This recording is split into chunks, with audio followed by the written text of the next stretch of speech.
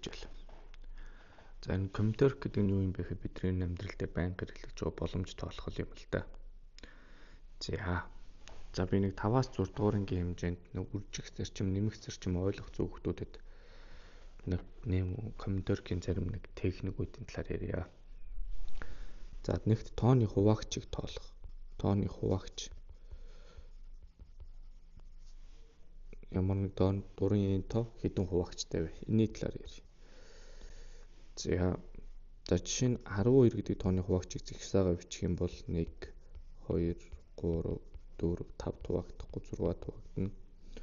За өөртөө хуваагдана. Ингээд нийт 12 гэдэг тооны хуваагч бол 6 ширхэг юм байна. За тэгвэл ер нь өндөр тоон дээр жишээ нь 2025 дээр яаж болох юм бэ гэдэг асуудлууд үүсэж байгаа. За тэгвэл миний хэлэх гэдэг санаа юу юм гэхээр хуваагчийг нь өөрсдөө зохиоё. За жишээ нь 12 гэдэг тоог анхны тоон задлчих юм бол энэ чинь 2-2 зэрэг 3-1 зэрэг. За би нэг энд хоёр төрлийн анхны тоог учраас би энэ хоёр төрлийн анхны тоогоор хуваагчийн зохиоё. Хоёр төрлийн анхны нэг нь P1, нэг нь P2 гэж. За болохгүй бүр 2, 3-ыг авсан ч болж байна.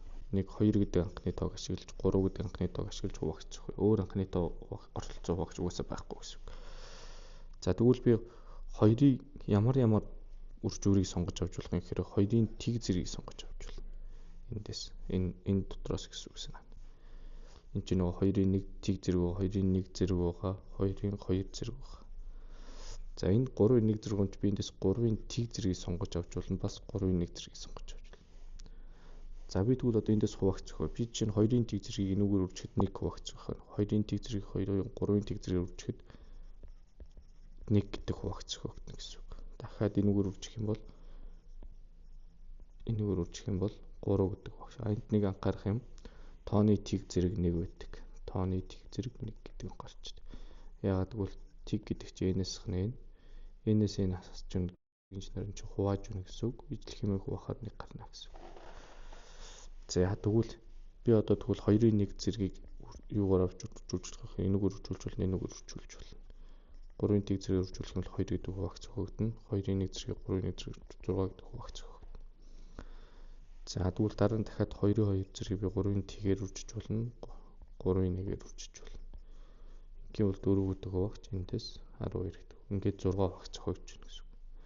Тэгээ эндээс юу хэлэх гээд байгаа юм бэ гэхээр анхны тоон задлчих юм бол тэр үржүүрүүд анхны тооныхаа зэргүүд дээр нь ажил ингээ хуваагчийн зохиоё гэдэг. За тэгвэл дурын нэг энэ тоо P1-ийн альфа 1 зэрэг P2-ийн альфа 2 зэрэг гэх мэтлэн задрыг л да P1 альфа n зэрэг.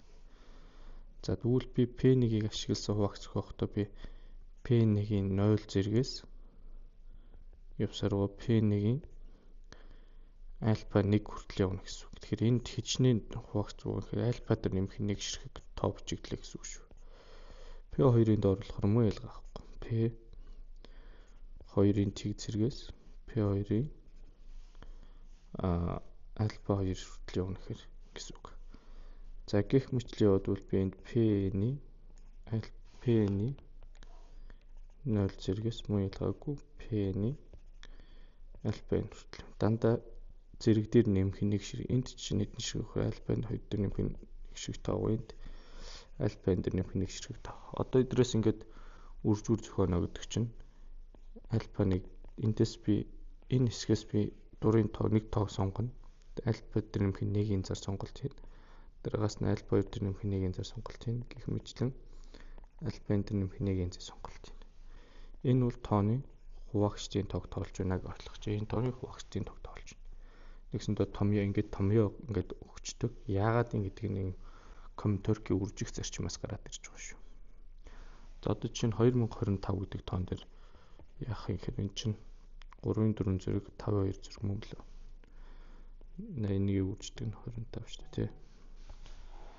За тэгвэл одоо энэ 4 зэрэг юм чи би 3-ын тэг 3-ын 1 гэх мэтлэн 3-ын 4 хүртэл 5-ын зэ сонголт, тий.